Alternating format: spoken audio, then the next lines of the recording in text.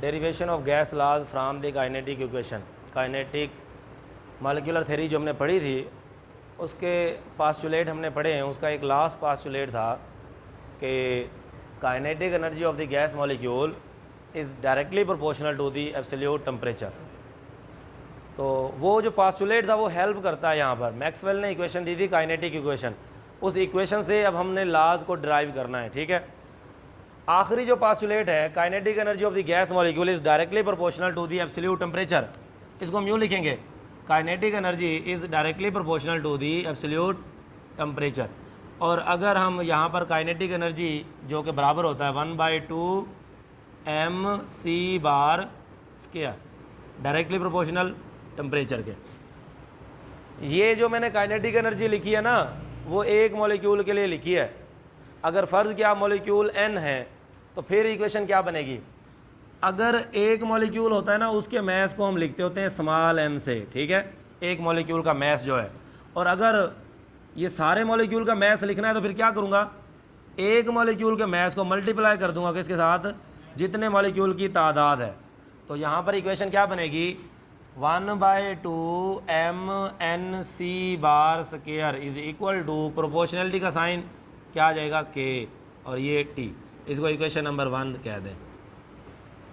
यहाँ पर m क्या है, mass of one molecule, n number of molecule, c² mean square velocity. ये जो इक्वेशन बन गई है ना इसको अब आगे लेके चलेंगे।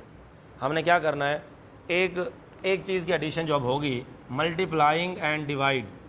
आपने मल्टीप्लाई भी करना है, मल्टीप्लाई एंड डिवाइड बाय 3। ये जो इक्वेशन है ना इस इक्वेशन को आपने 3 से मल्टीप्लाई भी करना है, डिवाइड भी करना है। अच्छा ये बताएं, मैथ की टर्म है, अगर मल्टीप्लाई करें डिवाइड करें कोई फ़र्क पड़ता है। देखो कोई भी एक मिसाल के तौर पर 1 है, 1 को मैं 3 से मल्टीप्लाई भी कर रहा हूँ, 3 से डिवाइड भी कर रहा हूँ, या बस में कट जाएंगे ना दोबारा से, तो कोई फ़र्क नहीं पड़ता। इसलिए हम मल्टीप्लाई और डिवाइड कर सकते हैं, एट अ टाइम करने पड़ेगा, मल्टीप्लाई भी करेंगे डिवाइड भी करेंगे। तो ये हमने कर दिया यहाँ पर 3/3 into 1/2 mnc² is equal to k/t। अब आपने एक स्टेप ये करना है, 3 को ना रिप्लेस कर दो। ये जो ओवर के नीचे 3 है ना, इस 3 को इस 2 के साथ रिप्लेस करना है। इक्वेशन आपके पास क्या बनेगी, which implies that k/t is equal to k/t, या यूँ लिख लें 3/2 into 1/3 mnc² is equal to k/t।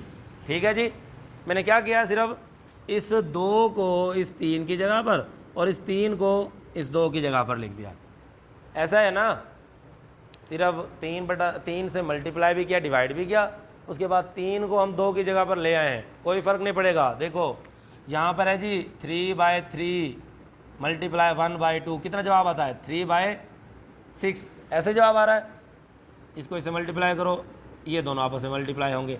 अच्छा अगर मैं यूँ करूँ 1/2 यहाँ पर ले आऊँ, या यूँ कह लूँ 3/2 मल्टीप्लाई 1/3, क्या जवाब आएगा 6। कोई फ़र्क तो नहीं पड़ता ना, तो जगह रिप्लेस की है सिर्फ। अच्छा अब मुझे ये बताओ, ये कहीं इक्वेशन आपने देखी है, ये वाली जो वैल्यू है 1/3 mnc², ये क्या है, काइनेटिक इक्वेशन आपको बताई थी, कौन सी होती है kinetic equation, PV is equal to 1/3 mnc²। ये क्या चीज़ है, काइनेटिक इक्वेशन।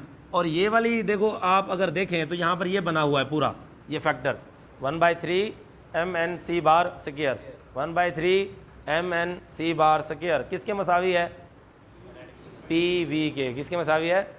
तो मैं यहाँ पर लिख सकता हूँ कि 3/2 into PV is equal to k/t, ऐसे लिख सकते हैं, सही है।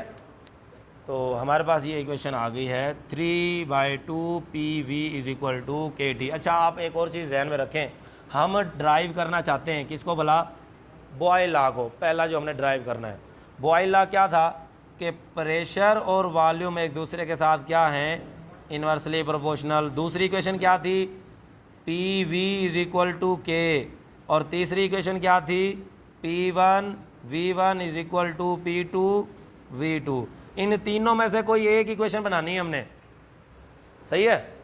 तो आप ये देखो पी वी आया हुआ यहाँ पर, हमने ना कांस्टेंट चीज़ें एक तरफ करके इस तरह की इक्वेशन बना सकते हैं हम। कैसे बनेगी आप ज़रा देखो, पी वी यहीं रहने दिया, के टी ओवर, देखो 3 जो मल्टीप्लाई हो रहा था इधर आके डिवाइड, 2 जो मल्टीप्लाई हो रहा है, 2 जो डिवाइड हो रहा है मल्टीप्लाई, ये इक्वेशन बनेगी ना। अब आप मुझे ये बताओ, जो बॉयल लॉ है उसमें चीज़ कौन सी कांस्टेंट होती है, टेम्परेचर कांस्टेंट होता है, ठीक है। और ये जो के है वैसे ये कांस्टेंट है, नंबर्स जितने भी होते हैं सारे कांस्टेंट होते हैं, 1 2 3 4 जितने भी नंबर है ना ये क्या होते हैं, कांस्टेंट। टेम्परेचर तो वैसे ही बॉयल लॉ के अंदर कांस्टेंट है, के कांस्टेंट है, 2/3 जितने भी नंबर्स हैं वो कांस्टेंट है। तो ये सारी की सारे जो फैक्टर्स हैं ना, ये के जो दिया हुआ है, टेम्परेचर दिया हुआ है, नंबर्स दिए हुए हैं, कांस्टेंट है। मैं यूँ लिख रहा हूँ यहाँ पर कि जो 2KT/3 है ना, इसको मैं एक नए कांस्टेंट के डबल प्राइम या के सिंगल प्राइम के बराबर, ये इसके बराबर रख रहा हूँ इसे, ठीक है जी। तो यहाँ पर हम लिख सकते हैं P V is equal to ये कांस्टेंट हो गया, किसके बराबर आ गया, K prime K, which is a Boyle law, which is a. इसकी एक और फॉर्म भी निकाल सकते हैं आप, आर। देखो मैं प्रेशर को यहीं पर रहने देता हूँ, वॉल्यूम इस तरफ आ जाए, या वॉल्यूम को यहाँ पर रहने दो, प्रेशर उस तरफ आके क्या हो जाएगा, डिवाइड। जब हम प्रोपोर्शनैलिटी का साइन ख़त्म करते हैं तो क्या लगाते हैं, कांस्टेंट। और अगर दोबारा से कांस्टेंट ख़त्म करना चाहें तो क्या लगाएंगे, प्रोपोर्शनैलिटी का साइन। तो ये आ जाएगा V इन्वर्सली प्रोपोर्शनल है P, which is required condition, या विच इज़ रिक्वायर्ड जो हमें चाहिए था, which is Boyle law, which is Boyle law. और हमने ये साबित कर लिया है, हमने ड्राइव कर लिया है, किससे ड्राइव किया है, काइनेटिक इक्वेशन से। तो ये तो हो गया हमारे पास बॉयल लॉ की डेरिवेशन। इसी तरह अब हमने ना चार्ल्स लॉ की डेरिवेशन करनी है। चार्ल्स लॉ बिल्कुल सेम प्रोसेस है, चार्ल्स लॉ को ड्राइव करना है। चार्ल्स लॉ बिल्कुल सेम लिखेंगे। According to the KMT kinetic molecular theory, kinetic energy of the gas molecule is directly proportional to the absolute temperature. और अकॉर्डिंग टू दिस पोस्टुलेट हम लिख सकते हैं क्या भला, kinetic energy is directly proportional to the temperature. और kinetic energy पर क्या पुट करूंगा यहाँ पर, 1/2 mNc बार स्केयर, और प्रोपोर्शनलिटी का साइन अगर ख़त्म करें तो क्या आ जाएगा, KT। इसको इक्वेशन नंबर 1 दे दें। मैंने क्या किया है, काइनेटिक एनर्जी की जगह पर क्या लिख दिया, 1/2 mNc बार स्केयर। ये kinetic energy for n molecule के लिए है। ये बिल्कुल सेम प्रोसेस है, kinetic energy directly proportional to the temperature, 1/2 mNc bar square is equal to KT, same process बिल्कुल। अब हम क्या करते थे यहाँ पर, 3 से मल्टीप्लाई, और यहाँ पर भी सेम करेंगे,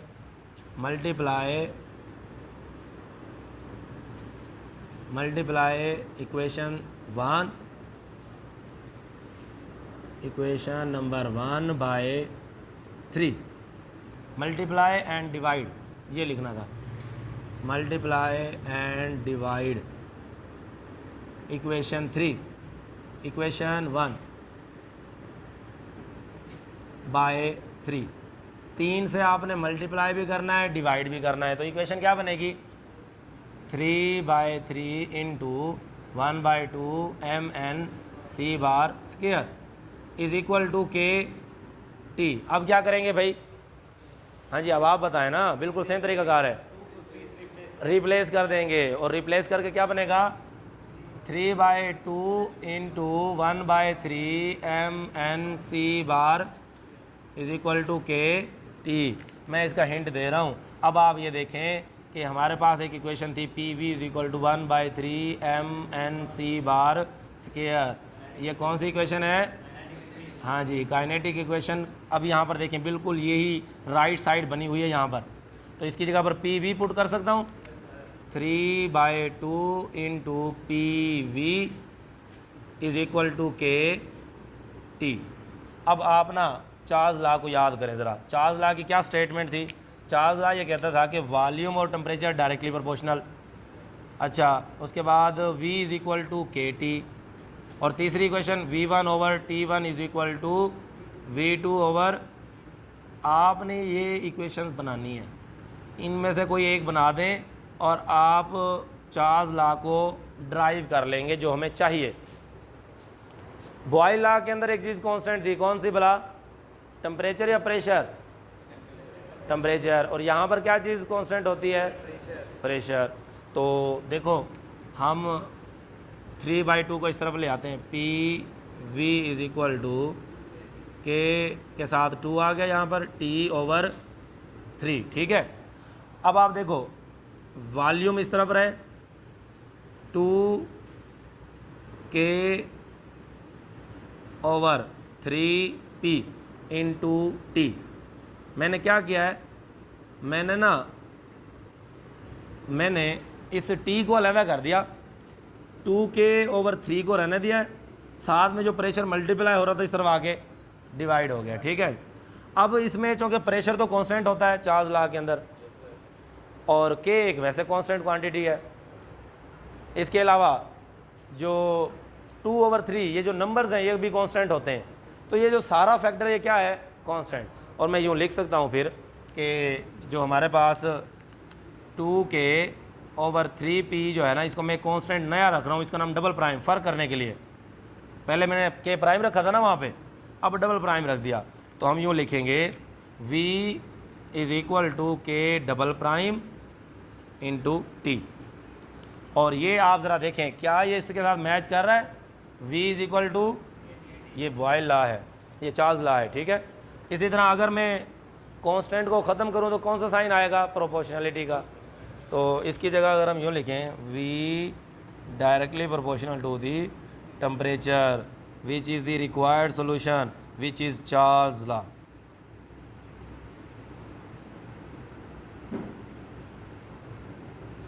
ठीक है जी, यही हम ड्राइव करना चाह रहे थे।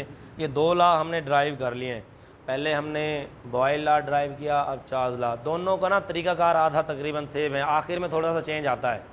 अब बच्चे पता क्या करते हैं, क्योंकि अगर लॉन्ग में आ जाए ना ये, वो कहता है drive boys law and Charles law from the kinetic equation, long में आ जाएगा, 2 नंबर के इकट्ठे दोनों आ जाएंगे, दोनों को ड्राइव करना है आपने काइनेटिक इक्वेशन से, 4 नंबर का लॉन्ग सवाल।